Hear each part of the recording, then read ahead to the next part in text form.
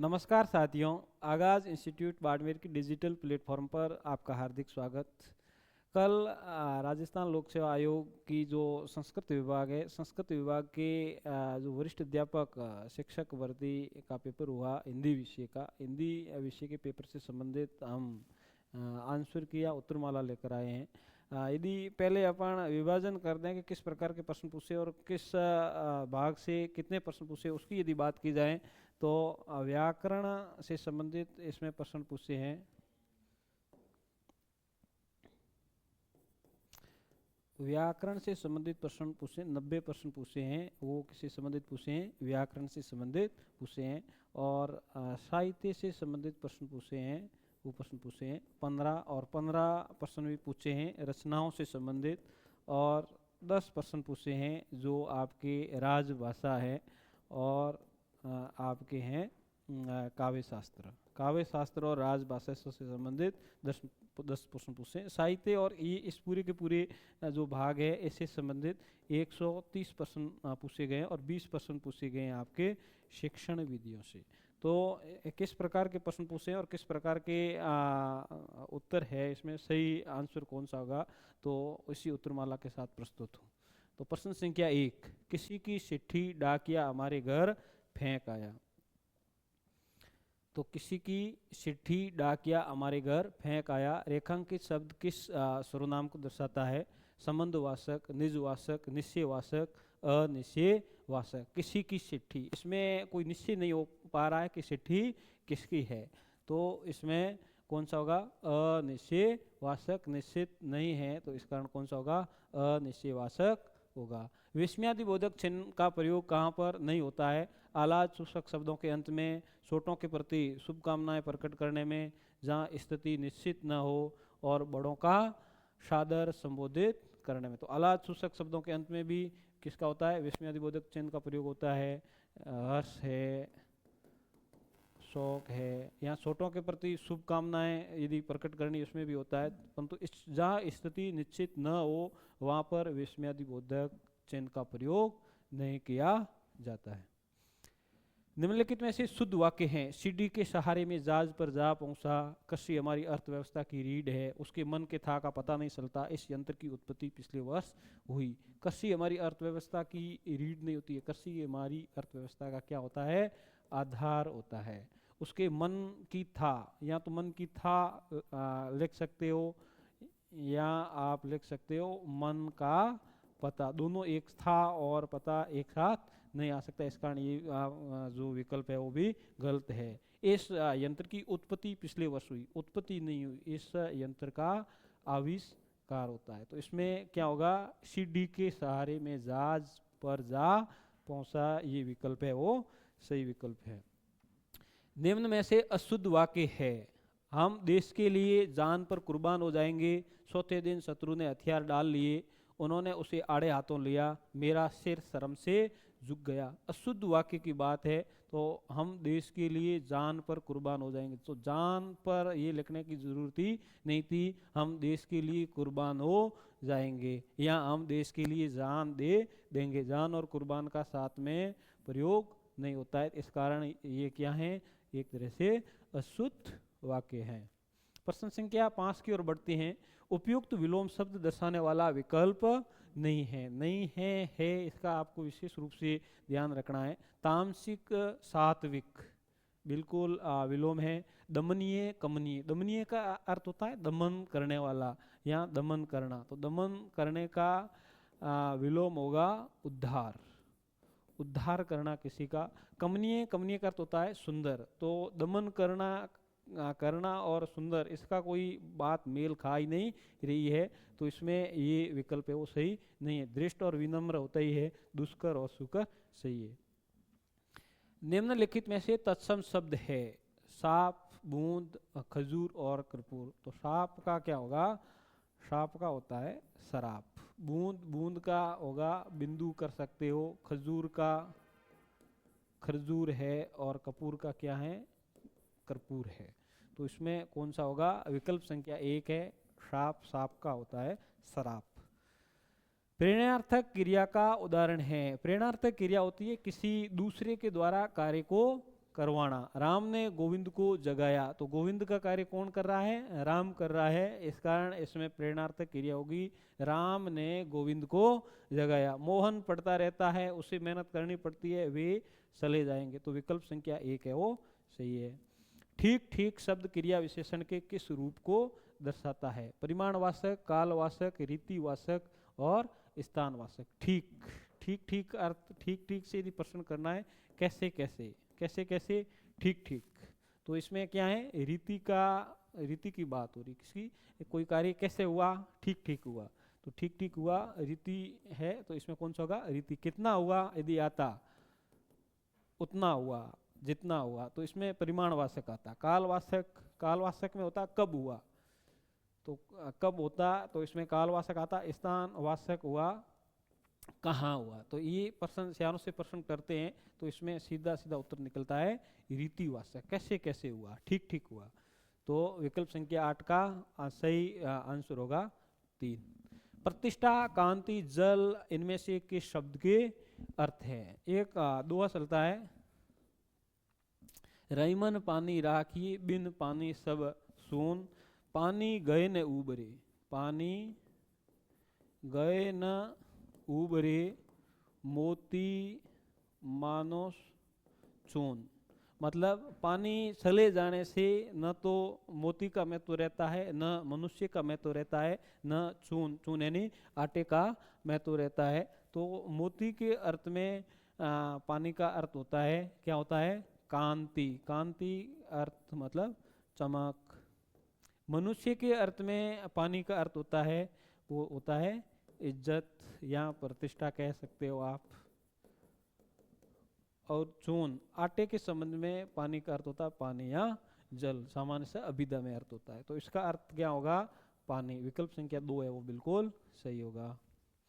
बातचीत बंद करो और अपना काम देखो, ये किस प्रकार का वाक्य? बातचीत बंद करो और अपना काम देखो, इसमें क्या हो रहा है? इसमें आज्ञा का भाव आ रहा है। कोई भी काम आपसे कोई करवाना चाहता है, तो इसमें कौन सा है? आज्ञार्थक वाक्य होगा। न, ल, र, स, ज वर्ण कहलाते हैं कोमल, तालव्य, पार्श्विक, कंपनजात और क्या है? वर्तस्य। तो इसमें कौन से हैं? ये कैसे हैं? वर्तस्य वर्ण है। कौन सा विकल्प सुमेलित है? घी का कुप्पा लुढ़कना, बहुत लाभ होना, कोई मतलब नहीं है। सुमेलित का पूछा, 3 गलत है, 1 सही है। घास सीलना, पशुवत व्यवहार करना, घड़ों पानी पड़ जाना, अत्यंत लज्जित हो जाना। मतलब ये पानी यहाँ से किसे है? लज्जा से लिया गया है। और घुटना टेकना, अड़ जाना नहीं, हार जाना होता है। तो इसमें क्या है? घड़ों पानी पड़ जाना, अत्यंत लज्जित होना। विकल्प संख्या 3 है वो सही है। कौन सा वाक्य शुद्ध है? उसने मुझे गालियां निकाली, उसने मुझे गालियां निकाल दी, उसने मुझे गालियां दी, उसने मेरे को गालियां निकाली। तो इसमें गालियां निकाली नहीं जाती है, गालियां की क्या किया जाता है? गालियों को दिया जाता है। तो इसमें उसने मुझे गालियां दी, इतना थोड़ा बहुत ध्यान होता तो आपका आंसर राइट हो सकता है। निकाली, निकाल दी, निकाली ये नहीं। उसने तुम्हें पत्र लिखा होगा, निम्नलिखित में से किस प्रकार का वाक्य है? उसने तुम्हें पत्र लिखा होगा, लिखा है या लिखा नहीं है, इस बात का कोई पता नहीं है। संदेह स्पष्ट हो रहा है कि संदेह है, लिखा है या नहीं लिखा है। तो कैसा वाक्य होगा? संदेहार्थक वाक्य होगा। कैसा वाक्य होगा? संदेहार्थक। इनमें से कौन सा शब्द तत्सम नहीं है? बिंदु, बिंदु बिल्कुल तत्सम है। बलिवर्ध, बलिवर्ध बैल का है। बिल, बिल भी क्या है? एक तरह का तत्सम शब्द है। बादल है वो तद्भव शब्द है। तो इसमें कौन सा विकल्प सही होगा? विकल्प संख्या 4 बादल है वो सही होगा। नी उपसर्ग से निर्मित शब्द है। निर्भय, निर्मम, निदर्शन और निश्चल। निर्भय, निर्धन, भय। निर्मम, निर, धन, मम। निदर्शन, नि, धन, दर्शन और निश्चल, निस, धन, चल। तो इसमें क्या कौन सा होगा? नि, धन, दर्शन है वो राइट आंसर होगा, तीसरा विकल्प। निर्देशक रेखिका विराम चिन्ह के प्रयोग के संबंध में असंगत है। उद्धत वाक्य से पहले प्रयुक्त होता है, बिल्कुल उद्धृत वाक्य से पहले प्रयुक्त होता है। सामासिक शब्दों या पुनरुक्त शब्दों के बीच में प्रयुक्त होता है। बीच में प्रयुक्त कौन सा होता है? उसमें होता है योजक चिन्ह होता है। कौन सा चिन्ह होता है? योजक। विवरण देने के लिए बिल्कुल सही है। एक विचार के बीच दूसरे विचार के आ जाने पर प्रयुक्त होता है। तो सामासिक शब्दों या पुनरुक्त शब्दों के बीच में प्रयुक्त होने वाला शब्द होता है वो कौन सा कहलाता है? निर्देशक शब्द होता है। इसका प्रयोग हमेशा नहीं होता है। इसमें किसका होता है? योजक चिन्ह का प्रयोग ही होता है। रहस्य प्रकट हो जाना के लिए निम्नलिखित में से उपयुक्त मुहावरा है। बात खोलना, बंद मुट्ठी खुलना, फूट पड़ना। तो रहस्य प्रकट हो जाने का अर्थ है बात को खोल लेना। तो इसका विकल्प संख्या 1 है वो सही होगा। चिल्लाहट शब्द में प्रत्यय है हट, आवट, आहट और लाहट। तो सीधा साधा प्रश्न है, तो इसमें कौन सा प्रत्यय होगा? आहट। स्पर्श संघर्षी व्यंजन है ख, छ, च और ह। तो इसमें क्या होगा? च होगा। च, श और ज और झ। तो इसमें विकल्प संख्या 2 है वो राइट आंसर है। निम्नलिखित में से भाववाच्य का उदाहरण है। पुस्तक पढ़ी जाती है, उनसे पुस्तक लाई गई, बढ़ई लकड़ी चीरता है और धूप में सला नहीं जाता। तो भाववाच्य का धूप में सला नहीं जाता। ये सीधा कर्तृवाच्य दे दिया, इसने भी कर्तृवाच्य दे दिया और इसमें कर्मवाच्य दिया है। तो इसमें कौन सा हो गया? भाववाच्य, जिसमें जो क्रिया है न तो कर्ता पर आधारित होती है और न ही कर्म पर आधारित होती है, बल्कि क्रिया भाव पर आधारित होती है। वो कौन से वाक्य होते हैं? वो वाक्य होते हैं भाववाच्य। तो इसमें जो क्रिया है वो किस पर आधारित है? भाव पर ही आधारित है। कई आश्रित वाक्यों के बीच में जो एक मुख्य वाक्य पर अवलंबित रहते हैं विराम चिन्ह होता है, उपयुक्त होता है। पूर्ण विराम, अवतरण चिन्ह, अर्ध विराम और अल्प विराम। तो किस पर आधारित होते हैं? अल्प विराम पर आधारित होते हैं। वर्तनी की दृष्टि से शुद्ध वाक्य है उपलक्ष्य, स्वास्थ्य, सदर्शी और अंत्याक्षरी। तो इसमें क्या है? उपलक्ष्य। उपलक्ष्य शुद्ध का पूछा है, तो उपलक्ष्य का शुद्ध क्या होगा? उपलक्ष्य शुद्ध होता है। स्वास्थ्य, स्वास्थ्य इसने गलत लिखा है, स भी आधा होता है, थ भी आधा होता है। इसमें सदृश्य में शुद्ध होता है, सदृश होता है। क्या होता है? सदृश। और अंत्याक्षरी होता है, अंत्याक्षरी होता है अंत्य धन अक्षरी। अंत्य धन अक्षरी होता है वो क्या होता है? अंत्याक्षरी होता है। विकल्प संख्या 4 है बिल्कुल राइट है। निम्न में से अर्थ के आधार पर क्रिया विशेषण का भेद नहीं है। अर्थ के आधार पर क्रिया विशेषण के कितने भेद होते हैं? क्रिया विशेषण के 4 भेद होते हैं। एक तो होता है स्थानवाचक, दूसरा होता है कालवाचक, परिमाणवाचक और रीतिवाचक। तो इसमें गुणवाचक होता है। गुणवाचक क्या होता है? सर्वनाम का एक भाग होता है, लेकिन क्रिया विशेषण का भाग नहीं होता। इसमें कौन सा होगा? गुणवाचक। प्रश्न संख्या 25 की ओर बढ़ते हैं अपन। निम्न में से विराम चिन्ह की दृष्टि से अशुद्ध वाक्य है।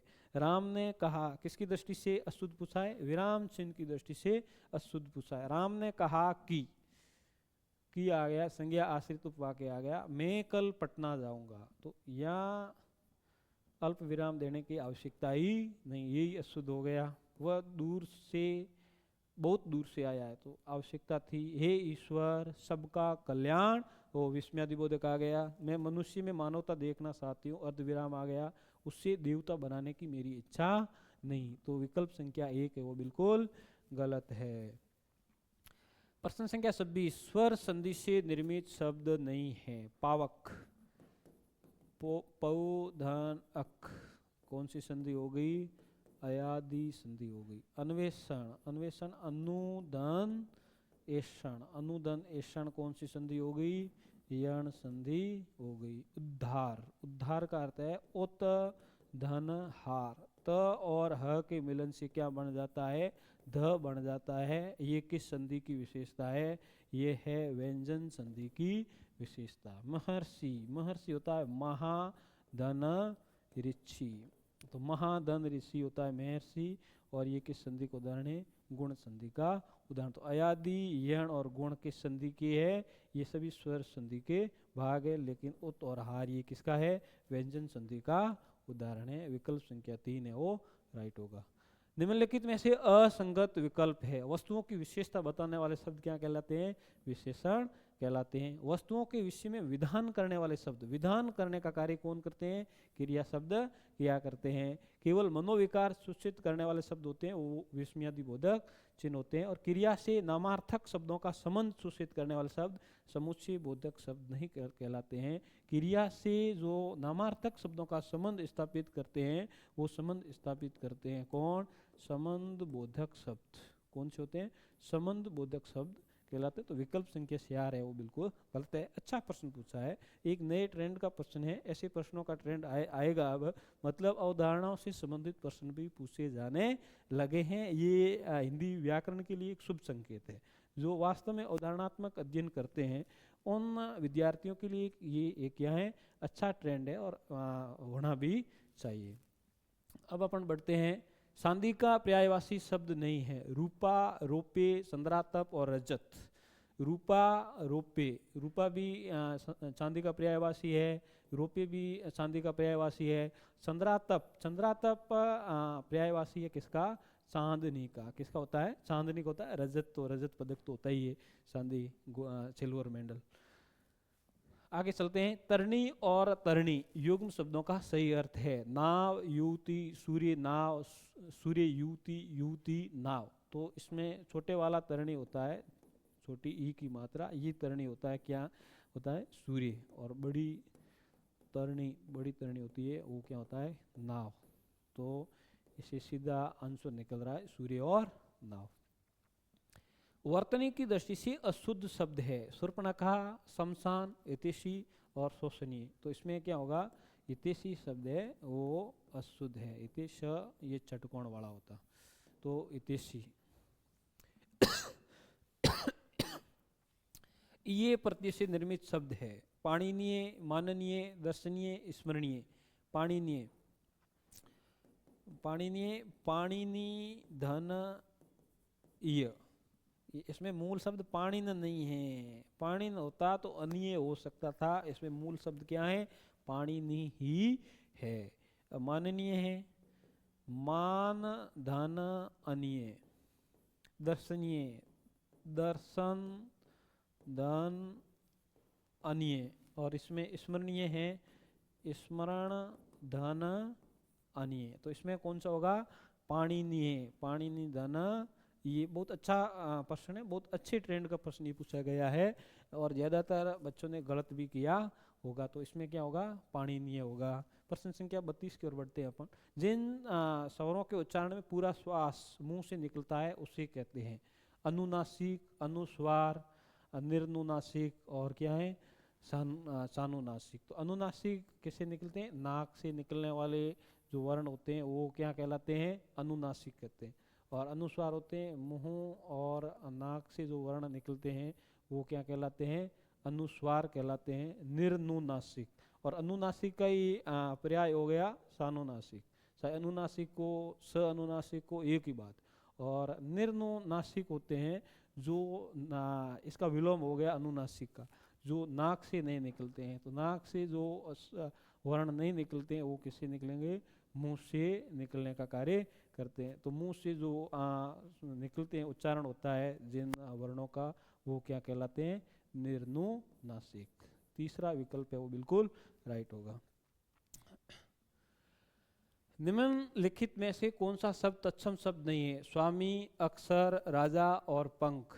इसमें कौन सा होगा? पंख है। पंख का तत्सम होगा वो होता है पक्ष।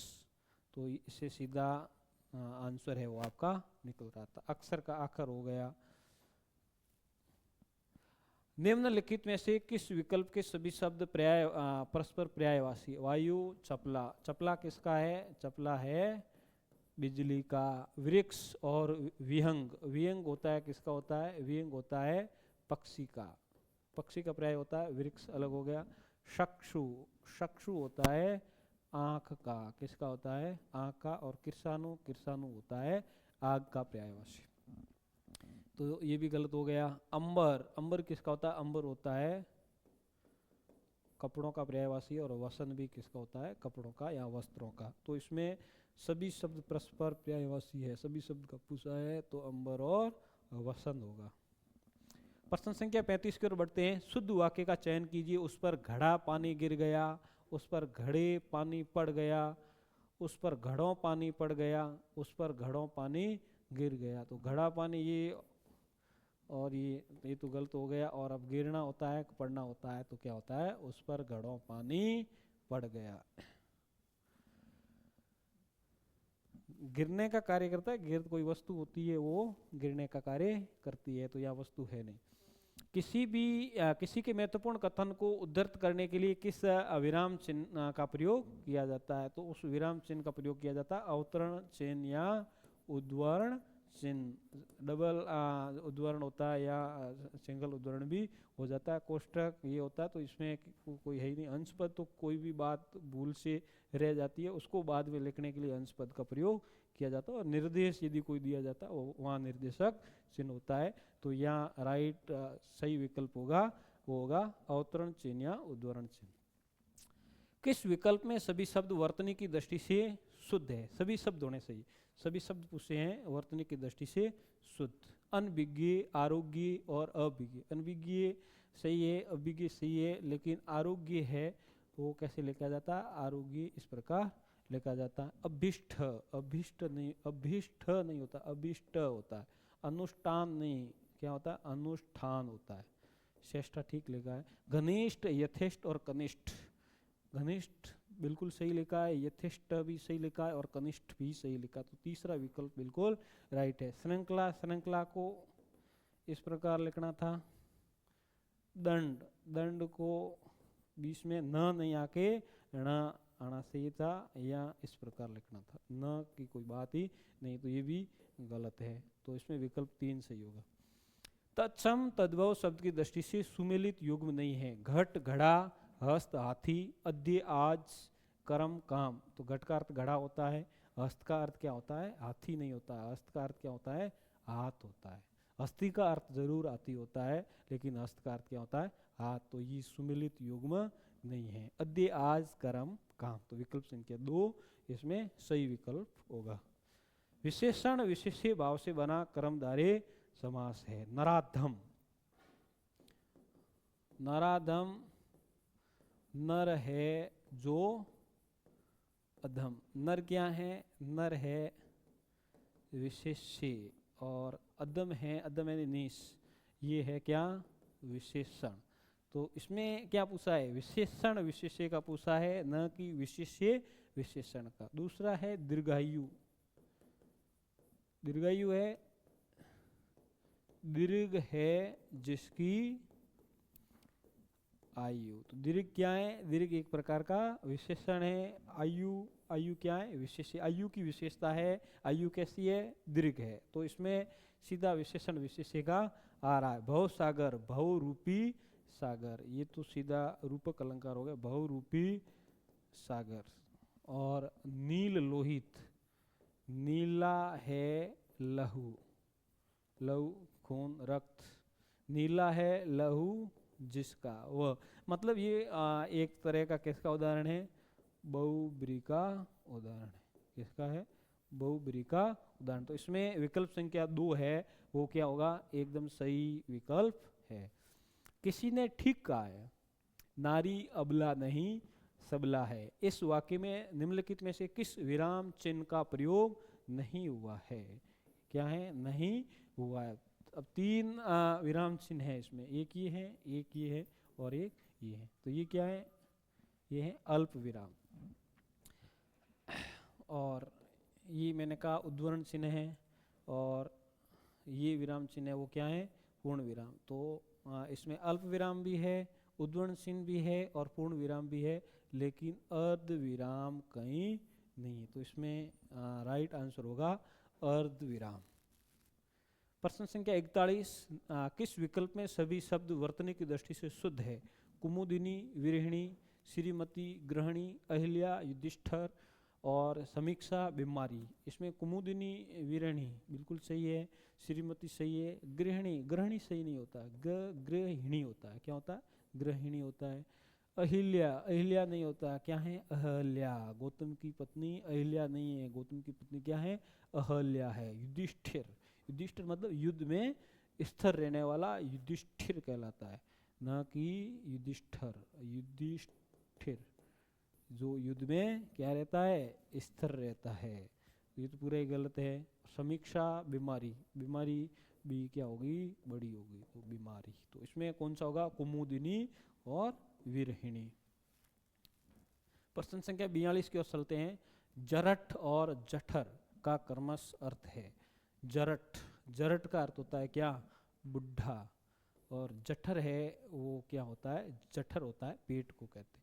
एक शब्द सुना होगा जठराग्नि, जठराग्नि मतलब क्या है, पेट की आग, जो मनुष्य शरीर में भूख लगने का कार्य करती, कराने का कार्य करती है, उसे जठराग्नि कहा जाता है। उस जठराग्नि से भी जठर बड़ा है, और जठर का अर्थ क्या होता है, पेट, और जठराग्नि होता है पेट की आग। तो ये इसका क्या होगा, बुड्ढा और पेट। आगे चलते हैं। कर्मवाच्य का उदाहरण है, राम पुस्तक पढ़ता है, ये तो किसका हो गया, कर्तृवाच्य हो गया। पुस्तक पढ़ी जाती है, पुस्तक पढ़ी जाती है, इसमें पुस्तक क्रिया किस पर आधारित है, कर्म पर आधारित है। पुस्तक पढ़ी जाती है, कहानी पढ़ी जाती है, उपन्यास पढ़ा जाता है, तो पूरा का पूरा किस पर आधारित हो गया, कर्मवाच्य हो गया। राम चाय पीता है, ये बिल्कुल सही है, और ये भी क्या हो गया, कर्तृवाच्य हो गया। और मोनिका आम खाती है, ये भी किस पर आधारित हो गया, कर्तृवाच्य, तो इसने पुस्तक पढ़ी जाती है। विदेशी भाषा का शब्द है नराधम, नया सार, नमक और नमस्ते, तो इसमें क्या होगा, नमक होगा। किस विकल्प के सभी शब्द अशुद्ध है, प्रज्वलित, प्रज्वलित में प्रज्वलित शब्द बना है ज्वाला से, किससे बना है, ज्वाला, ज्वाला के आगे कौन सा उपसर्ग लगेगा, प्र उपसर्ग, तो क्या बनेगा, प्रज्वल, और इसके साथ में इत प्रत्यय लग गया, हो गया प्रज्वलित। मैथिली शब्द सही लिखा है। सौहार्द और याग वाले की बिल्कुल सही है।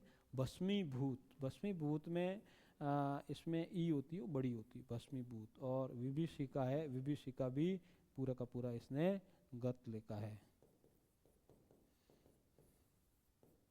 विभीषिका ऐसे लिखा जाता है।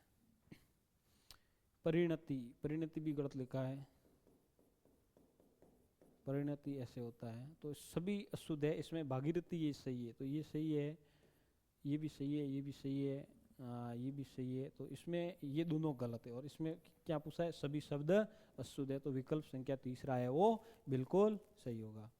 जानबूझकर विपत्ति में पड़ना के लिए उपयुक्त लोकोक्ति है। आमों की कमाई नींबुओं में गंवाई, ऊंट के गले में बिल्ली, आ बैल मुझे मार, इधर कुआ उधर खाई, तो क्या है, जानबूझकर विपत्ति में मूल लेने वाला व्यक्ति क्या कहलाता है, आ बैल मुझे मार, बैल को आमंत्रित कर रहा है कि आजा मुझे मार दे, तो क्या है, जानबूझकर विपत्ति को ले रहा है, तो विकल्प संख्या 3 राइट होगा।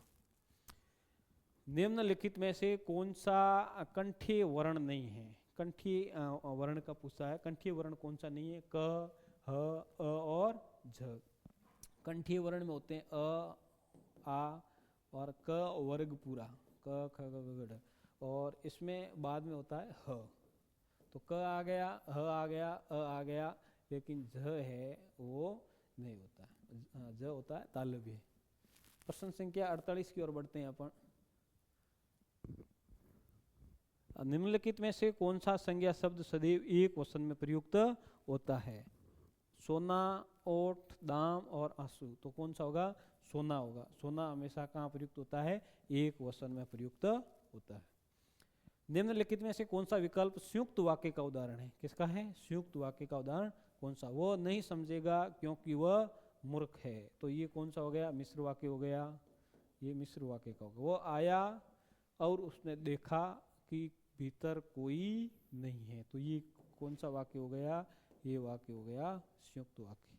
वह पेड़ उगाया है जो तुमने लगाया, ये भी हो गया विशेषण आश्रित उपवाक्य, तो मिश्र वाक्य का उदाहरण है। दुर्ग से कुछ दूर 20 फुट ऊंचा स्तंभ, एक प्रकार का कैसा है, साधारण वाक्य हो गया। तो इसमें कौन सा हो गया? संयुक्त वाक्य। वो आया और उसने देखा कि भीतर कोई नहीं है। हिंदी वाक्य रचना के संबंध में असंगत कथन है। समानाधिकरण शब्द मुख्य शब्द के पहले आता है, समानाधिकरण शब्द मुख्य शब्द से पहले कभी नहीं आता। ये सीधा ही गलत दे दिया। प्रश्नवाचक अवयव न वाक्य के अंत में आता है, बिल्कुल सही है। विशेषण संज्ञा से पहले आता है, सही है। क्रिया विशेषण बहुधा क्रिया के पहले आता है। संभाव्य भूतकाल को दर्शाने वाला वाक्य, हो सकता है कि उसने ये बात सुनी हो। भला अब कौन बोले, उसे हमारी चिट्ठी मिली होगी, आपने कई पुस्तकें लिखी है। तो इसमें संभाव्य भूतकाल ज्यादा इसमें लग रहा है, और ये दोनों कंफ्यूज वाले लग रहे हैं। हो सकता है ये थोड़ा सा वर्तमान काल से संबंध रखता है। ये तो पूरा का पूरा क्या है? भूतकाल की संभावना ही व्यक्त हो रही। इसका विकल्प संख्या 3 है, वो क्या होगा? राइट आंसर होगा। किस समूह में सभी शब्द विशेषण से निर्मित भाववाचक संज्ञा है? विशेषण से निर्मित, ध्यान रखना, विशेषण से निर्मित भाववाचक संज्ञा कौन से हैं? बुढ़ापा, बुढ़ा एक प्रकार का क्या है? विशेषण है। गर्मी, गर्म एक प्रकार का क्या है? विशेषण है। घबराहट, घबराहट क्या है? क्रिया हो गया। यहाँ क्या पूछा है? सभी पूछा है, तो ये तो क्या हो गया? गलत हो ही गया। बड़पन, बड़ा एक प्रकार का विशेषण है। या हाँ ठीक है। सजावट, सजाना क्रिया हो गई। चलना, चलन, ये भी, ये दोनों किससे बने हैं? क्रिया से भाववाचक संज्ञा बनी। कठोरता, कठोर विशेषण है। मिठास, मीठा एक प्रकार का विशेषण है। सर्दी, तो शरद, शरद एक प्रकार का क्या हो गया? विशेषण। पूरा का पूरा है वो विशेषण से बनाए। विकल्प संख्या 3 है, इसमें सही होगा। चतुराई, चतुर व्यक्ति विशेषण है। लड़का, लड़का क्या है? जातिवाचक संज्ञा है। क्या है? जातिवाचक संज्ञा से भाववाचक संज्ञा बनी है। और सड्ढाई, सड्ढाई एक प्रकार का क्या है? क्रिया से बना हुआ विशेषण है। नौकर जा रहा था वाक्य में कौन सा काल है? जा रहा था, जा रहा था तो भूतकाल तो आ गया। और जा रहा था अभी काम हो रहा था, पूर्ण रूप से काम नहीं हुआ है, तो इसमें कौन सा होगा? अपूर्ण भूतकाल होगा। इनमें से कौन सा अघोष वर्ण है? य, उ, श और ड। तो इसमें ये षटकोण वाला श होगा, वो अघोष। प्रत्येक वर्ग का पहला और दूसरा वर्ण और श, श और छ, ये तीनों होते हैं, वो किसमें होते हैं? अघोष में होते हैं। कौन सा वाक्य शुद्ध है? ये असली गाय का घी है। असली गाय नहीं, गाय का असली घी हो सकता है। ये थोड़ा क्रम भंग हुआ है, तो इसमें क्या है? ये गलत हो गया। असली गाय नहीं, गाय का असली घी। अश्वमेघ का घोड़ा पकड़ा गया, बिल्कुल सही है। ये ऐसा ही सितंबर 2021 वाला पेपर था, उसमें ये सवाल आया हुआ है।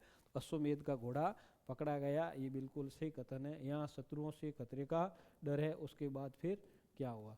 तो इसमें ये गलत है, तो इसका विकल्प संख्या 2 है, वो सही विकल्प होगा। किस विकल्प में सभी शब्द अशुद्ध है? मृण्मय, छंटाई, अक्षुण, संयम, आँख और अंधेरा और गंवार। तो अंधेरा और गंवार अनुनासिक नहीं करके इसमें संदर्भ बिंदु देना था। अंधेरा और गंवार, इस कारण ये क्या हो गया? अशुद्ध का विकल्प संख्या 4 है, वो सही है। निम्नलिखित में से कौन सा वाक्य शुद्ध है? पिताजी सकुशल पहुंच गए हैं, बेटों में युद्ध हो गया, गलत हो गया। मैं उसकी सातुर्यता से, सातुर्यता नहीं, क्या होगा? शत्रुता होगी। टिड्डियों की मंडली, टिड्डियों की मंडली नहीं होगा, टिड्डियों का दल हो सकता है। तो इसमें क्या होगा? पिताजी सकुशल पहुंच गए हैं। निम्नलिखित में से विदेशी शब्द नहीं है। कमरा, बयार, चाकू और औरत। तो इसमें क्या होगा? बयार शब्द है, वो विदेशी शब्द नहीं है। वाक्य में दो या दो से अधिक शब्दों को भिन्न भिन्न दिखाने के लिए या समान उपवाक्यों को जोड़ने के लिए प्रयुक्त होता है। क्या होता है? अल्प विराम चिन्ह का प्रयोग होता है। वाक्यांश में दिए गए उपयुक्त शब्द वाला विकल्प है। उपयुक्त शब्द कौन सा है? इसमें सही शब्द कौन सा है? जो व्याकरण जानता है वैयाकरण कहलाता है। बढ़ा सड़ाकर कही गई उक्ति कटुक्ति नहीं कहलाती है। क्या कहलाती है? अतिशयोक्ति कहलाती है। क्या कहलाती है? अतिशयोक्ति कहलाती है। जो स्त्री कविता रचती है वो क्या कहलाती है? कवित्री कहलाती है। विदुषी नहीं। जो विदुषी मतलब जो जानकार हो, विद्वान का विलोम विदुषी होगा। जो बहुत कठिनाई से मिलता है, अलभ्य नहीं, क्या होता है, दुर्लभ्य होता है। क्या है, बोरी कठिनता से मिले। अलभ्य मतलब जो मिलता ही नहीं है, वो अलभ्य कहलाता है। तो इसमें विकल्प संख्या 1 है, वो आपका राइट होगा। संज्ञा का वह रूप जिससे क्रिया के आधार का बोध होता है। तो क्रिया के आधार का बोध कराने वाला कारक कहलाता है अधिकरण कहलाता है, जिसमें क्रिया के आधार का पता चलता है। समानाधिकरण समुच्चय बोधक के उपभेद और प्रयुक्त होने वाले पदों की दृष्टि से असंगत विकल्प है। विभाजक क्योंकि, जो कि, परिणाम दर्शक, अतएव, इसलिए, संयोजक और एवं, विरोध दर्शक, परंतु, लेकिन। तो इसमें कौन सा होगा, विभाजक क्योंकि और जो कि से कोई विभाजन की बात ही नहीं होती है। समानाधिकरण समुच्चय बोधक पढ़ते हैं तब इसमें अपन देखते हैं, बाकी सही है। ईश्वर तुम्हें चिरायु करें, ये निम्न में से किस प्रकार का वाक्य। ये इससे क्या प्रकट होता है, इसे इच्छा प्रकट होती है कि ईश्वर तुम्हें क्या करें, चिरायु करें। तो इसमें क्या होगा, इच्छा। एस और उस जैसे शब्द आते जो संकेतार्थक होता, काम हो रहा है या नहीं हो रहा है वो उसमें होता, तो क्या संदेह होता, और विधिवाचक इसमें है नहीं। इसमें क्या होगा, इच्छा बोधक। उच्चारण स्थान के आधार पर व्यंजन वर्गों का गलत विकल्प है। त थ द कोमल तालु, त थ द कोमल तालु नहीं होते हैं। ये कौन से होते हैं, दंतीय वर्ण होते हैं। तो त थ और द होते हैं, वो कैसे होते हैं, दंतीय वर्ण होते हैं। प फ ब ओष्ठीय होते हैं, छ छ ज तालवी होते हैं, ट ठ ड क्या होते हैं, मूर्धन्य। इनमें से कौन सा विकल्प सही नहीं है। तत् धन हित तद्धित बिल्कुल सही है। भाग्य धन उदय भाग्योदय बिल्कुल सही है। अभी धन आगत अभ्यागत सही है। ऊपरी धन उक्त उपरोक्त, उपरोक्त नहीं होगा। इसमें कौन सा होगा, ऊपरी धन उक्त। ई धन उ, ई और उ के मिलन से क्या बनता है, यह मिलता है। क्या मिलता है, यह। इस कारण ये क्या हो जाएगा, उपयुक्त। क्या बनेगा, उपयुक्त। तो इसमें विकल्प संख्या 4 है, वो गलत है। कौन सा विकल्प सुमेलित नहीं है। 500 उंगलियां घी में, सब तरफ से लाभ ही लाभ, बिल्कुल सही है। सुमेलित नहीं है इसका पूछा है, 3 सही है, 1 गलत है। पास नहीं, धेला, भरतार, सले, मेला, असंभव कार्य करना नहीं, जा तो सकता है बेचारा, इसमें क्या दिक्कत है। तो असंभव कार्य वाली बात है ही नहीं, तो ये गलत हो गया। पसीने की कमाई, मेहनत से कमाया हुआ धन, सब धान, 22 पंसेरी, सबके साथ होने वाला एक सा व्यवहार। तो विकल्प संख्या 2 गलत है। इनमें से अशुद्ध शब्द बताइए। त्योहार, गत्यावरोध, गौतम और निधि। तो इसमें अशुद्ध शब्द है गतीय अवरोध, गतीय अवरोध। इसमें ये बना है गति धन अवरोध से मिलकर बनता है, ये और कहलाता है गतीय अवरोध। तो विकल्प संख्या 2 है, वो राइट होगा। आंखों से पर्दा उड़ जाना, अत्यधिक क्रोध करना, अहंकार या मद से अंधा होना, अप्रिय लगना नहीं। वास्तविकता जब पता चलती है तो अपन कहते हैं कि मेरी आंखों से पर्दा उठ गया, मुझे इस बात का पता चल गया है। तो आंखों से सामने वाले की जो वास्तविकता अपन देखते हैं कि ये वास्तव में ये व्यक्ति किस प्रकार का था, तो अपन कहते हैं कि मेरी आंखों से पर्दा ही उठ गया। तो इसमें कौन सा विकल्प सही होगा, असलियत का पता लगना। तो 4 नंबर विकल्प सही है। कौन सा वाक्य अशुद्ध है। वकीलों ने कागजों की जांच की, हमारे शिक्षक प्रश्न करते हैं, मैं अपनी बात का स्पष्टीकरण करने के लिए, स्पष्टीकरण करने के लिए नहीं, स्पष्टीकरण के लिए या स्पष्टीकरण हेतु, करने के लिए जरूरत ही, स्पष्टीकरण के लिए या स्पष्टीकरण हेतु तैयार हूँ, करने के लिए इतनी कोई बात करने की आवश्यकता ही नहीं थी। तो ये वाक्य क्या है, अशुद्ध है।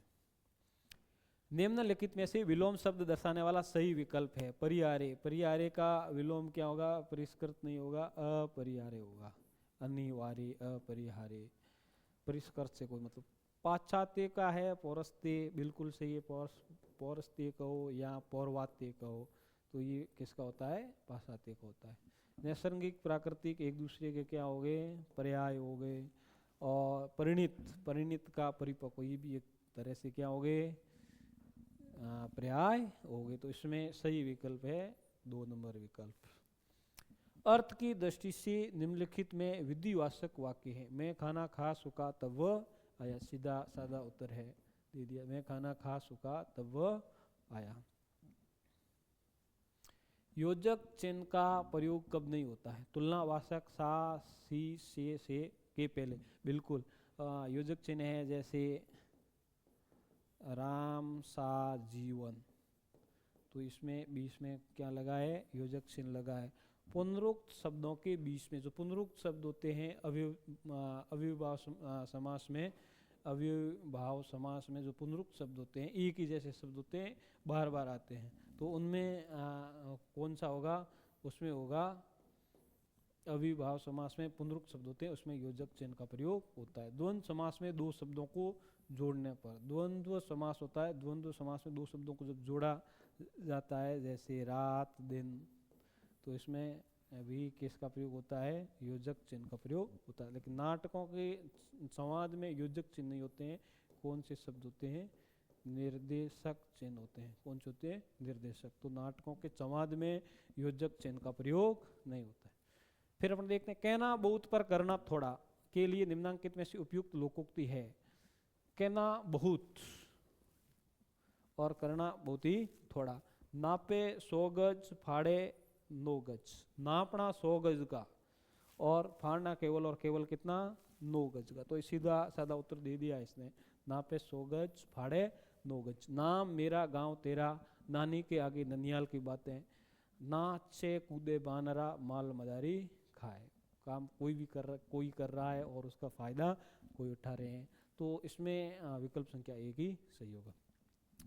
अव्ययभाव समास का उदाहरण नहीं है, उदाहरण नहीं पूछा। अव्यय में प्रति एक प्रकार का अवयव है, यथा भी एक प्रकार का अवयव है, भर है वो उपसर्ग है। उपसर्ग हमेशा अव्ययभाव समास में आते हैं। गृहगत, गृह का अर्थ होता है घर, घर गृह को आया हुआ, घर को आया हुआ। इसमें कौन सा होगा? कर्म तत्पुरुष होगा। कौन सा होगा? कर्म तत्पुरुष का प्रयोग। तो इसमें विकल्प संख्या 4 है, वो राइट आंसर है। निम्नलिखित में से किस विकल्प के सभी शब्द शुद्ध है? आशीर्वाद, बादाम, ईंधन, ये गलत है। रेणु, रेणु छोटा होगा। श्रीमती, अतिथि और निराश्रित, बिल्कुल ये सही कथन है।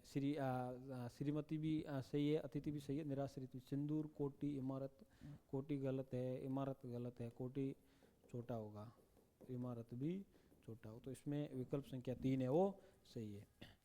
यशोदा हमारे घर की लक्ष्मी है। वाक्य में प्रयुक्त लक्ष्मी शब्द या संज्ञा के किस रूप को दर्शाता है? तो यहाँ लक्ष्मी, वैसे लक्ष्मी व्यक्तिवाचक है, लेकिन यहाँ लक्ष्मी है वो किसका रूप है? यहाँ लक्ष्मी है वो जाति को प्रदर्शित कर रहा है। तो इसमें कौन सा होगा? जातिवाचक होगा।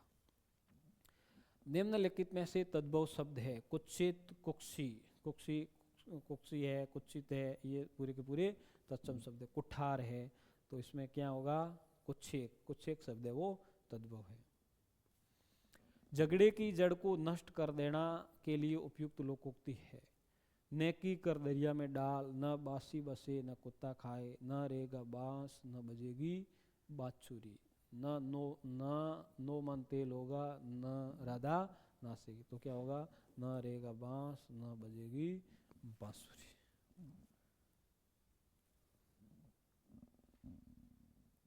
निम्नलिखित में से दंतोष्ठीय वर्ण है। ऐ, फ, ल और उ। तो इसमें व और फ होते हैं, वो कैसे होते हैं?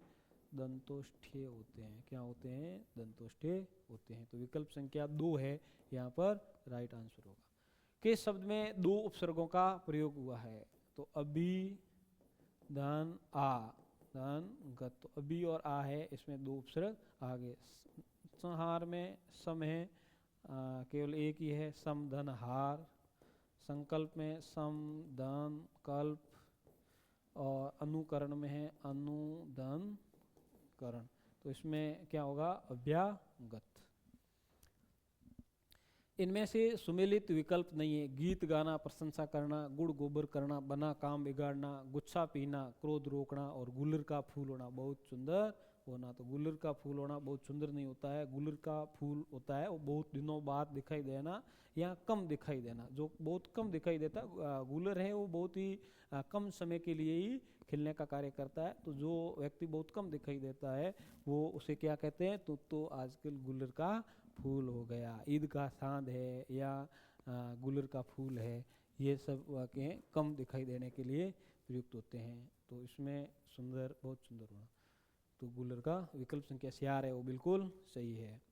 निम्नलिखित में से कौन सा वाक्य शुद्ध है? तब शायद ये काम जरूर हो जाएगा, मुझसे ये काम संभव नहीं, थोड़ी देर बाद वे वापस लौट आए, थोड़ी देर बाद वे वापस लौट आए, आजकल तरुण नवयुवक पढ़ाई में ध्यान कम देते। शायद इसमें क्या होगा, मुझसे ये काम संभव नहीं। तो इसमें ये राइट आंसर है 2 नंबर। किस समूह में सभी शब्द तत्सम है? गोमल, श्रोत, सत्तु, उपटन, उसमें ये तद्भव हो गया। उपटन एक प्रकार क्या हो गया, ये भी तद्भव हो गया। सूला, शौकी, संसु, सूला क्या हो गया, तद्भव, शौकी भी तद्भव हो गया। वसन, पीरी और मध्य, वसन का हो गया तद्भव, वसन हो गया, पीरी का पी हो गया, मध्य का में हो गया। तो ये तद्भव है। वसन तद्भव है, पीय या पिया ये भी क्या है, तद्भव है। और मैं है ये भी क्या है, हो गया तद्भव हो गया। ये सभी क्या है, तत्सम है। तो वसन, पीरे और मध्य। भाववाच्य का उदाहरण है, सीता से सलाह भी नहीं जाता। ये सीधा साधा दे दिया, सीता से सलाह भी नहीं जाता। ये किसका है, भाववाच्य का। गणेश खाना नहीं खाएगा, कर्तृवाच्य हो गया। तुम खाना खा सकते, कर्तृवाच्य होगा। शंकर सल नहीं पाएगा, ये भी कर्तृवाच्य का हो गया। किस शब्द का रूप एक वचन और बहुवचन में एक जैसा हो रहा है? साला। तो साला का क्या हो जाएगा, साला का बहुवचन साले भी हो सकते हैं। साले लोग अपन कहते हैं, साले लोग आगे चले गए। मामा का मामे नहीं हो सकता, तो मामा का हमेशा मामा ही रहता है, एक वचन और बहुवचन। बेटा का बेटे हो सकता है, बेटे आओ।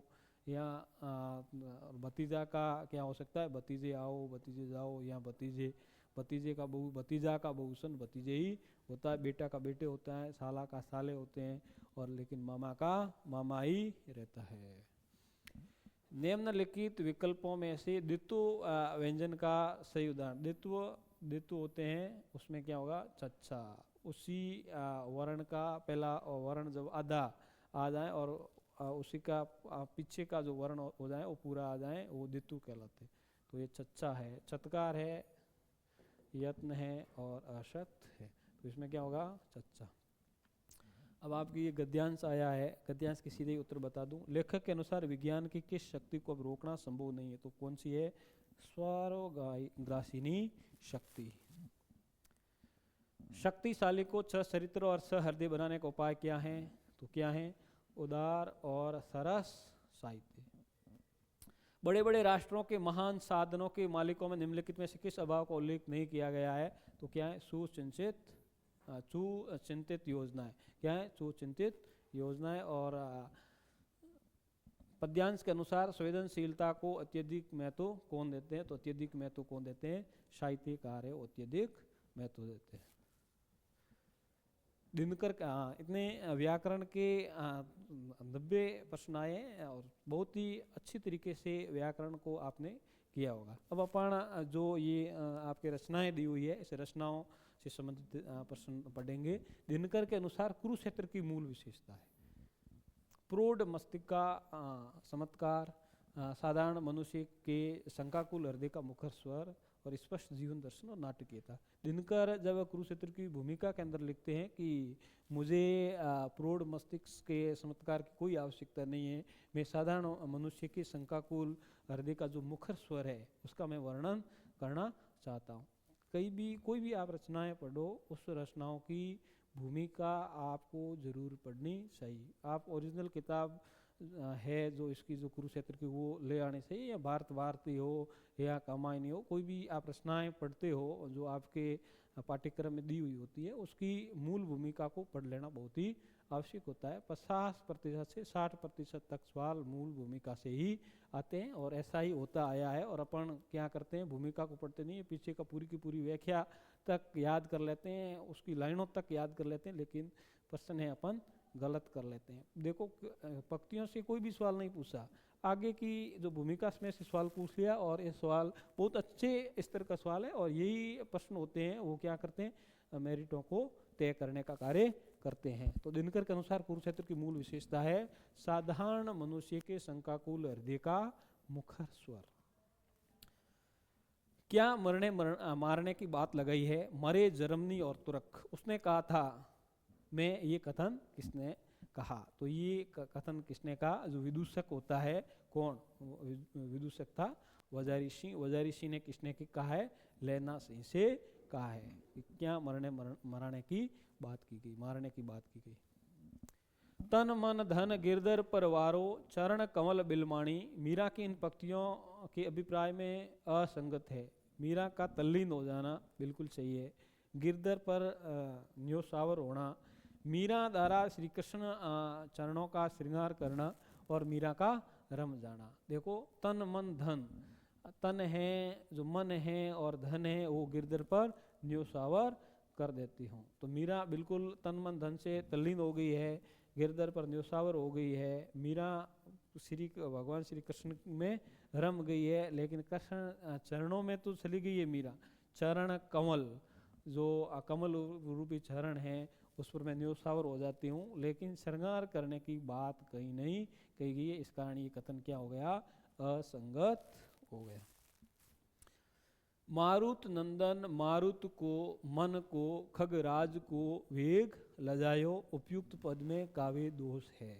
मारुत नंदन, मारुत नंदन कहा गया हनुमान जी को। हनुमान जी है वो किसको, किसके वेग को लजा रहा है, मारुत को। मारुत मतलब वायु को, मन को, खगराज को। मारुत मतलब हवा, और मन इसने कहा है कि ये एक कर्म होना चाहिए। सबसे ज्यादा वेग किसका होता है, सबसे ज्यादा वेग होना चाहिए मन का। मन तो अभी यह है, और एक ही सेकंड में अपन दुनिया की किसी भी चीज को अपन विचार कर सकते हैं।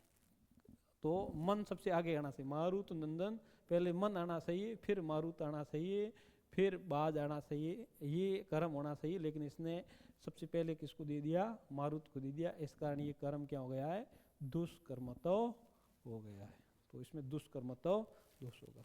इसके लिए आपको आजन तक का मेरे हिसाब से काव्य शास्त्र, भारतीय काव्य शास्त्र के लिए अलंकार पारिजात पुस्तक है, बड़ी उपयुक्त पुस्तक है, छोटी पुस्तक है, और आरपीएससी के 90 से 95% या हो सके तो 100% भी कह सकते हो, इस पुस्तक से ही प्रश्न आते हैं। और इस पुस्तक का अध्ययन आपको करना चाहिए, क्योंकि पूरे के पूरे प्रश्न मिल जाते हैं, और एक एक दो दो उदाहरण है। अब काव्य दोष है तो दुष्कर्मतों के एक उदाहरण होगा या दो उदाहरण होंगे।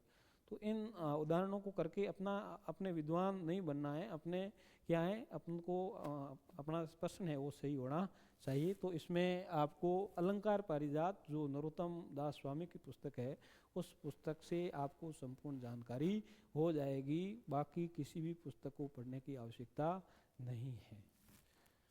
तो मारुत नंदन, मारुत को, मन को, खगराज को वेग लजायो, इसमें कौन सा होगा, दुष्कर्मत्व दोष होगा। उत्प्रेक्षा अलंकार के संबंध में असंगत है। उत्प्रेक्षा में उपमान या अप्रस्तुत को प्रकृष्ट रूप में देखने का वर्णन नहीं होता है। वर्णन क्यों नहीं होता, वर्णन तो होता ही है। तो उत्प्रेक्षा में उपमान या अप्रस्तुत को देखने का वर्णन होता है। तो ये कथन गलत हो गया, असंगत हो गया। असंगत का पूछा है। उपमेय की उपमान के रूप में संभावना उत्प्रेक्षा बिल्कुल सही है। मनु मानो जनु जानो प्रयोग किया जाता है। संभावना सादृश्य मूलक होगी तभी अलंकार घटित होगा। तो विकल्प संख्या 1 है वो असंगत है। इनमें से किसी रीतिकालीन सर्वांग निरूपक कवियों में परिगणित नहीं किया जाता। कुलपति मिश्र, चिंतामणि, भूषण, तो भूषण है वो सर्वांग निरूपक कवि नहीं है, अलंकारवादी कवि। निम्नलिखित में से भारतेंदु मंडल में सम्मिलित नहीं है। प्रताप नारायण मिश्र, राधा शरण गोस्वामी, मैथिली शरण गुप्त और प्रेम घन। तो मैथिली शरण गुप्त है वो किस युग के है, द्विवेदी युग से संबंध रखने वाले। जो आपके साहित्य पूछा है बहुत ही सरल पूछा है।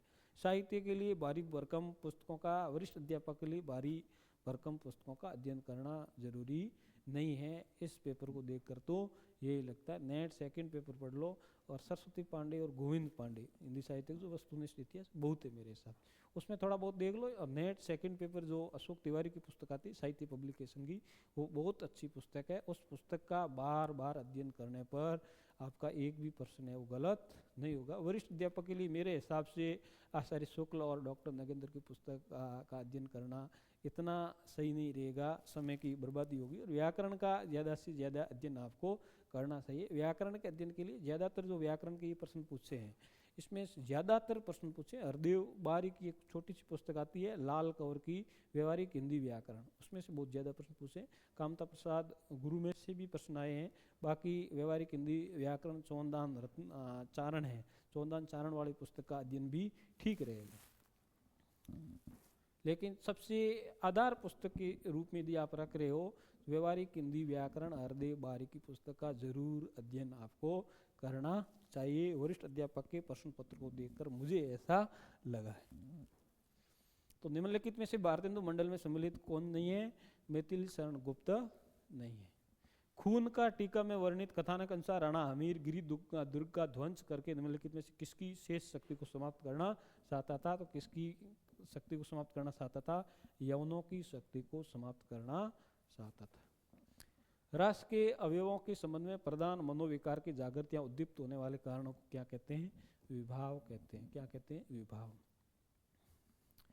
शैल निर्जर न बना हतभागी, गल नहीं सका जो कि हिमखंड। कामायनी की उपयुक्त पंक्तियों में किसका वर्णन हुआ है? किसका वर्णन हुआ है? मनु का वर्णन हुआ है। देवनागरी लिपि की विशेषता में शामिल नहीं है। नागरी लिपि पर कुछ प्रभाव मराठी लिपि का भी पड़ा है। इसकी वर्णमाला ध्वनि प्रदान नहीं है। शिरोरेखा विहीनता, शिरोरेखा विहीनता तो देवनागरी लिपि की सबसे बड़ी विशेषता है कि इसमें शिरोरेखा होती है, तो इसमें शिरोरेखा विहीनता नहीं है। शिरोरेखा तो विशेषता है देवनागरी लिपि की। और व्यंजनों को उच्चारण कर उसके साथ पर्याय स्वर जोड़े जाते हैं। तो मराठी लिपि का भी प्रभाव है, ध्वनि प्रदान नहीं है और क्या है? स्वर भी जोड़े गए। 3 नंबर विकल्प है वो गलत होगा। नारी का आकर्षण पुरुष को पुरुष बनाता है तो उसका अपकर्षण उसे गौतम बुद्ध बना देता है। लहरों के राजहंस के संदर्भ में ये कथन किसका है? लहरों के राजहंस जो मोहन राकेश का नाटक है। इस नाटक का सार ही यही है कि नारी का आकर्षण पुरुष को पुरुष बनाता है। और इसने दिया है, बहुत अच्छी पंक्ति दी है और ये पंक्ति आपको पता होना चाहिए। ये पंक्ति किसकी है? सुंदरी की पंक्ति है। खोयों में घर में अवट कायर जम्बुक काम। उपयुक्त पंक्तियों में जम्बुक से क्या तात्पर्य? तो जम्बुक से तात्पर्य क्या होता है? जम्बुक वैसे सीधा गिदड़ का पर्यायवाची ही होता है, सीधा भी कर सकते थे और पुस्तक का अध्ययन किया है तो कोई दिक्कत ही नहीं। आचार्य शुक्ल ने श्रद्धा और भक्ति के संदर्भ में त्रुटिपूर्ण कथन है। श्रद्धा का कारण अनिर्दिष्ट और अज्ञात होता है, नहीं, यही इसने गलत कर दिया। श्रद्धा एक विस्तृत भाव है, इसके बदले में हम श्रद्धे से अपने लिए कुछ नहीं चाहते, बिल्कुल सही है। पूज्य भाव या महत्व की आनंदपूर्ण स्वीकृति के बिना श्रद्धा नहीं होती। श्रद्धा और प्रेम के योग का नाम भक्ति है, बिल्कुल सही है। तो श्रद्धा का कारण क्या होता है? निर्दिष्ट होता है और ज्ञात होता है। जिन्हें पट में झुलमली झलकती ओप अपार, सुर तरु की मनु सिंधु में लचती 6 पल्लव डार। यहाँ बिहारी की उक्त पंक्तियों में 6 पल्लव डार का निम्नलिखित में से कौन सा अभिप्राय नहीं है? तो बिहारी रत्नाकर की जो टीका लिखी है, बिहारी रत्नाकर जो बिहारी जी की टीका लिखी है जगन्नाथ दास रत्नाकर ने,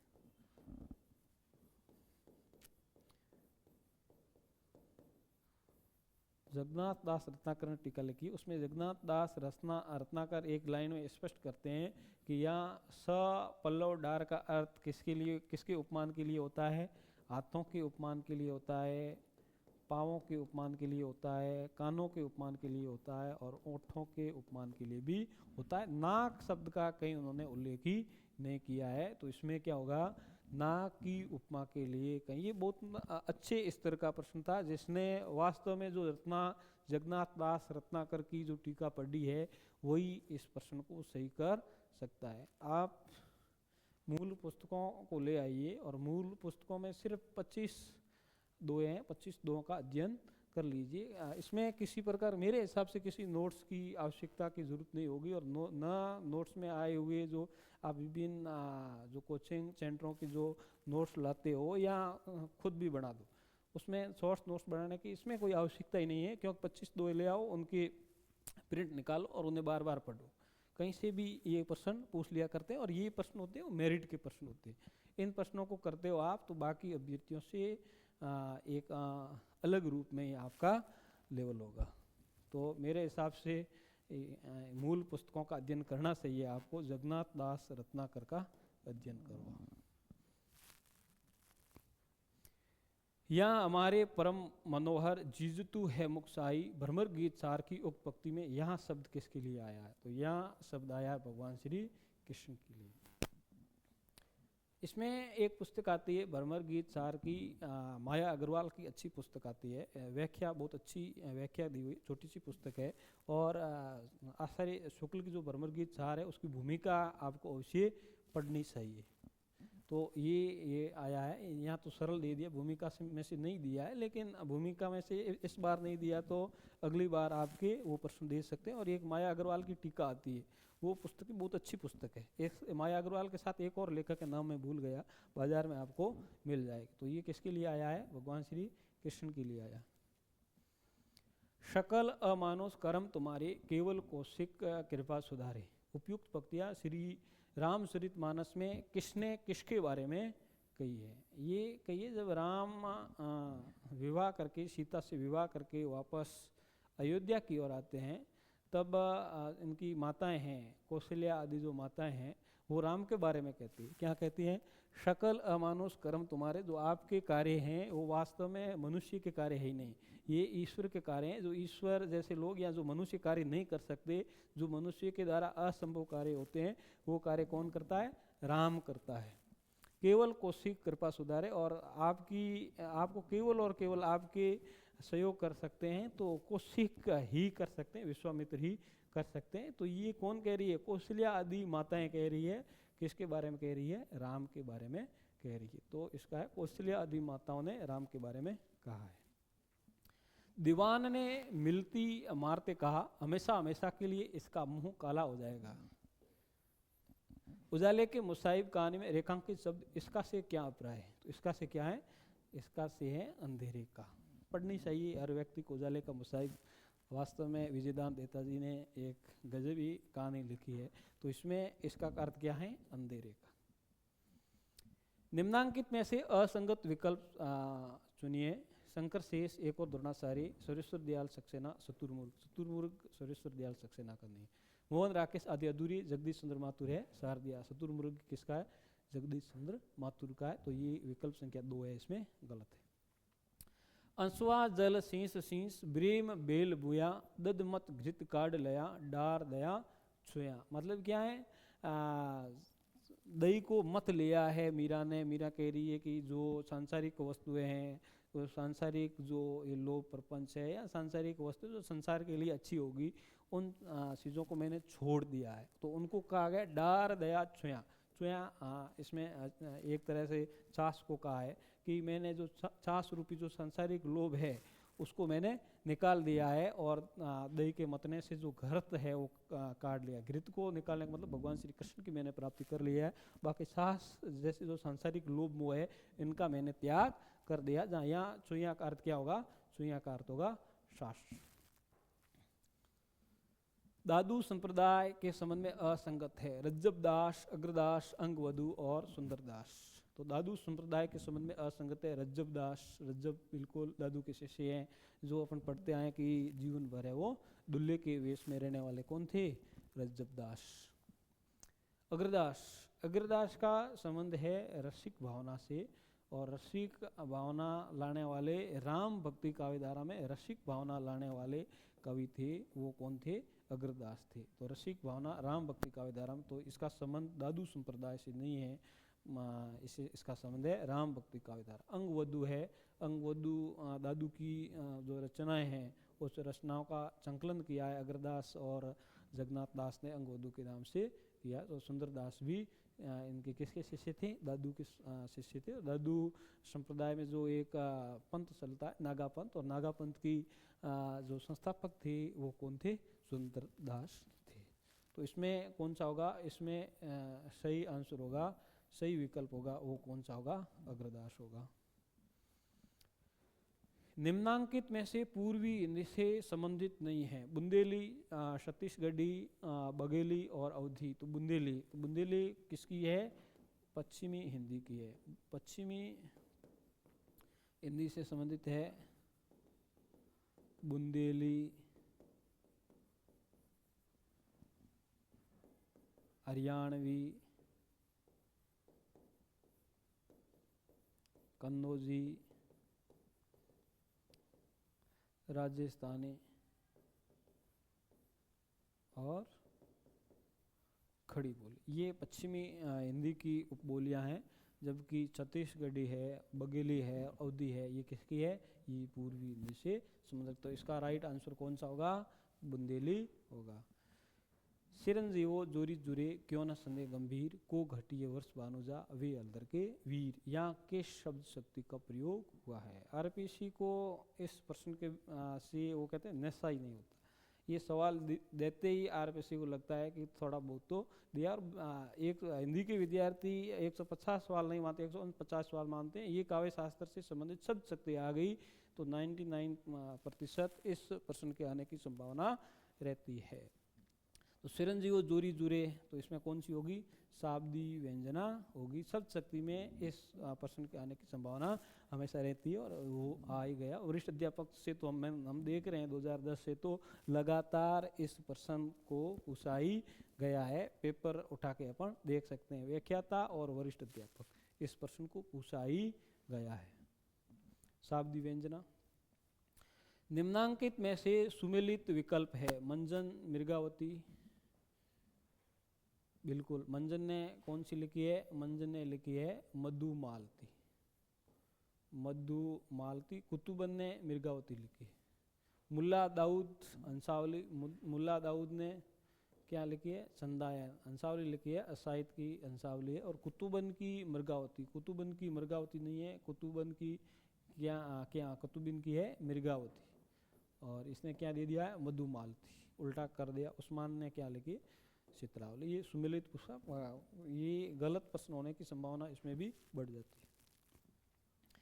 माधुर्य गुण व्यंजक वर्णों से युक्त शैली निम्नांकित में से किस काव्य रीति की विशेषता है? तो माधुर्य गुण व्यंजक वर्णों से युक्त होती है, वो कौन सी होती है? विदर्भी होती है।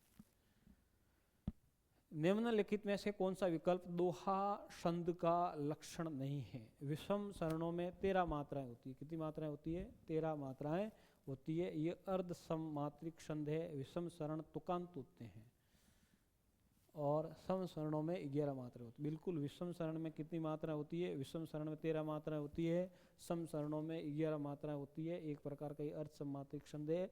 लेकिन जो तुक होता है वो कहाँ होता है? तुकांत होता है, वो सम चरणों के अंत में होता है। विषम चरणों के अंत में तुकांत होता है, वो किसमें होता है? सोरठे में होता है। दोहे के हमेशा सम चरण के अंत में दोहा तुकांत होता है। तो ये विकल्प संख्या 3 है, वो गलत हो जाता है। निम्नलिखित में से कौन सी देवनागरी लिपि की विशेषता नहीं है? लिपि के अधिकांश वर्ण उच्चारित होते हैं किंतु कुछ वर्ण मूक भी होते हैं। साइलेंट वर्ण तो हिंदी में होते ही नहीं है। ये तो जो रोमन लिपि की विशेषता है। तो विकल्प संख्या 1 अपने आप में गलत हो गया। इसमें प्रत्येक ध्वनि के लिए अलग लिपि चयन की व्यवस्था है। देवनागरी लिपि अधिकांश वर्णात्मक है। इसमें स्वरों और व्यंजनों को क्रम में बड़ी वैज्ञानिक रीति से रखा गया है। बिल्कुल, विकल्प संख्या 1 है, वो गलत है। तरी को ले जाइयो मजदार, डूब कर हो जाओगे पार। डूब कर हो जाओगे पार, डूबना और पार होना। डूब भी रहे हो, पार भी हो रहे हो, एक प्रकार का क्या है? विरोध का आभास हो रहा है। तो इसमें कौन सा अलंकार है? विरोधाभास अलंकार है। मंदिर माही भया उजियारा, ले सूती अपना पीव प्यारा। कबीर की उक्त पंक्ति में मंदिर शब्द का अर्थ है, देखो आत्मा है वो परमात्मा से मिल रही है। देखो, ले सूती अपना पीव प्यारा। मंदिर माही भया उजियारा, यहाँ उजियारा किसके अंदर हो रहा है? उजियारा हो रहा है आत्मा के अंदर। आत्मा है वो अब क्या हो गई है? कबीरदास जी कहते हैं परमात्मा से मिल गई है। तो या आत्मा परमात्मा का बात है, या तो मंदिर का अर्थ क्या हो गया? मंदिर का अर्थ हो गया आत्मा। निम्न में से ज्ञान मार्गी भक्ति धारा के कवि नहीं है, तो कौन से हैं? पीपा रामानंद के शिष्य ज्ञान मार्गी संत काव्यधारा के कवि है। मल्लुकदास भी संत काव्यधारा के कवि है। कवि रैदास भी रामानंद के शिष्य थे, कबीर के समकक्ष थे, ये भी ज्ञान मार्गी भक्ति धारा के कवि है। लेकिन ईश्वर दास है, वो कैसे कवि है? ईश्वर दास है राम भक्ति काव्यधारा के कवि है, जिन्होंने भरत मिलाप और अंगद पेज जैसी रचनाओं को लिखने का कार्य किया। इसमें विकल्प संख्या 4 है वो सही है। तो आगे अपन देखते हैं प्रश्न संख्या 121। निम्नलिखित में से कौन सा कवि रीतिमुक्त काव्यधारा का कवि नहीं माना जाता है? आलम, बुद्धा, सेनापति और घनानंद। तो रीति मुक्त काव्यधारा की बात हो रही है, तो आलम है वो रीति मुक्त काव्यधारा के कवि है, बुद्धा भी रीति मुक्त काव्यधारा कवि है, घनानंद भी रीति मुक्त काव्यधारा कवि है। लेकिन सेनापति है वो किसके हैं? रीति काल के कवि है। किसके काल की कवि है? रीति काल में रीतिबद्ध काव्यधारा के कवि। तो इसमें विकल्प संख्या 3 है वो सही होगा।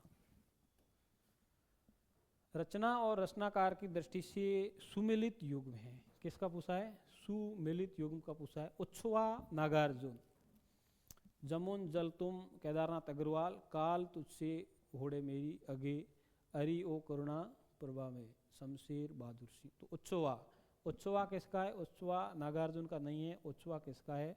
उच्छ्वा है वो है नरेश मेहता का।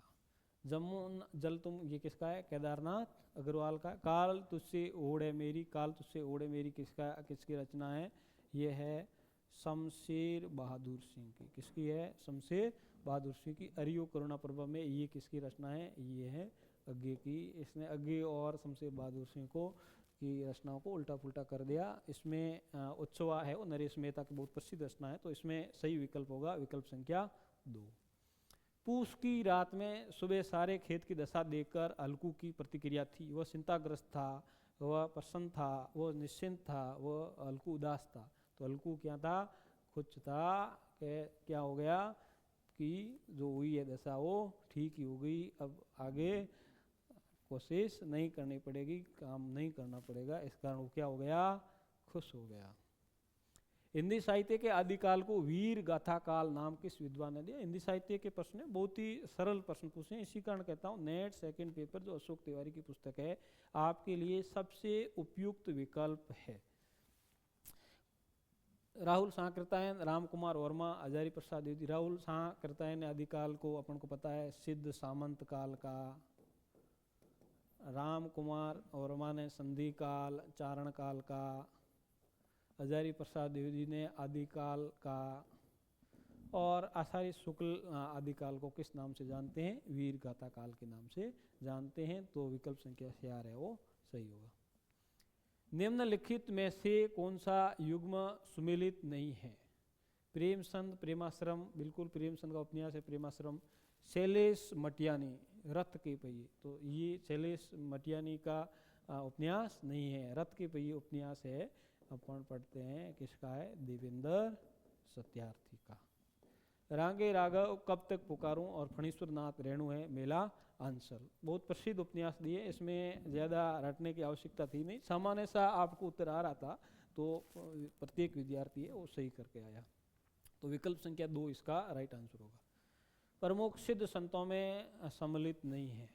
लुईपा, जम्बनाथ, सबुरपा और डोबिम्पा। जम्बनाथ है और राजस्थान की संत परंपरा से आते हैं, जिस पर प्रभाव है वो किसका प्रभाव है? गोरखनाथ नाथ संप्रदाय का बिल्कुल प्रभाव है, लेकिन सिद्ध साहित्य से इनका कोई मतलब नहीं है। तो इसका राइट आंसर होगा जम्बनाथ। पूर्वी हिंदी की किस उपभाषा बोली के लिए कौशली शब्द का प्रयोग? कौशल, कौशल कहा जाता है, कौशल कहा जाता है। अयोध्या का जो क्षेत्र है वो कौशल है, और अयोध्या के क्षेत्र में बोली बोली जाती है कौन सी? अवधि। तो इसका राइट विकल्प होगा, सही विकल्प होगा वो अवधि होगा।